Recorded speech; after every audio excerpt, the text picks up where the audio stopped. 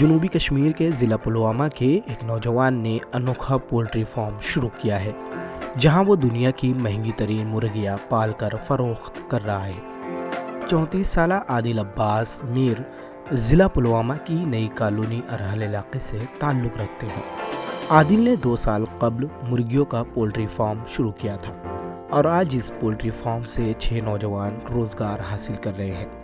5 साल पहले जब मैंने अपनी ग्रेजुएशन कंप्लीट करके फिर मैंने ये बिज़नेस खुद स्टैंड किया यहाँ पे, क्योंकि मैंने गवर्नमेंट जॉब के लिए अप्लाई नहीं किया कभी।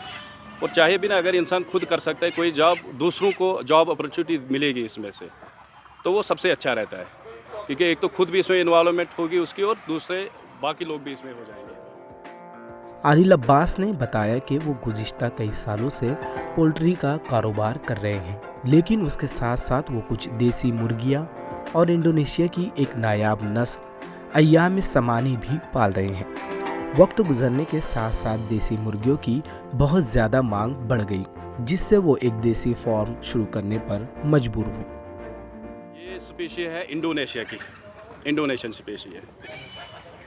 हमें बाहर से लाना पड़ता है। अगर कोई बंदा इसमें इंटरेस्ट लेना चाहता है, वो हमारे पास से हैच ले सकता है और अपना खुद तैयार कर सकता है, फिर हमको ही बेच सकता है। वाले से हमने स्टैंड किया था, ये हमने थोड़े से लाए थे चूज़े पहले। फिर लोग आए यहाँ पे, तो उन्होंने बोला कि आपको ये सेल आउट करने, तो उसी वक्त से ही स्टार्ट हो गया। और कम से कम हमने इस वक्त तक 5000 बर्ड सेल किए हैं। सब मुनाफा है, इंसान को इसमें अच्छा मुनाफा है, लेकिन जब वो करना चाहे तब। आदिल अब्बास ने कहा कि फार्म में देसी मुर्गियों और इंडोनेशिया की नायाब नस्ल के खाने पीने में काफ़ी तवज्जो देते हैं, क्योंकि ये प्रोटीन और चिकनाई से पाक होते हैं। हमने बहुत सारी ब्रीडें इसमें लाई, आर लाया, सोनाली लाई, कड़कनाथ लाया, और ये जो आप ब्रीड देख रहे हो ये इस वक्त कड़कनाथ है।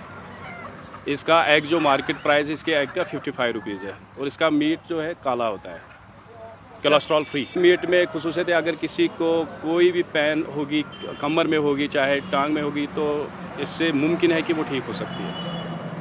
और इसका एग जो होता है हाई प्रोटीन होता है। वाज़ेह है कि जम्मू कश्मीर में बेरोज़गारी काफ़ी बढ़ गई है और बेरोज़गार नौजवानों को सिर्फ सरकारी मुलाजमतों पर तवज्जो नहीं देनी चाहिए। नौजवानों को चाहिए कि वो आदिल की तरह किसी शोबे में अपने यूनिट्स शुरू करें, जिससे वो अपने आप को और दूसरों के लिए रोज़गार के मौक़े फराहम कर सकें। पुलवामा से ETV भारत के लिए आदिल मुश्ताक की रिपोर्ट।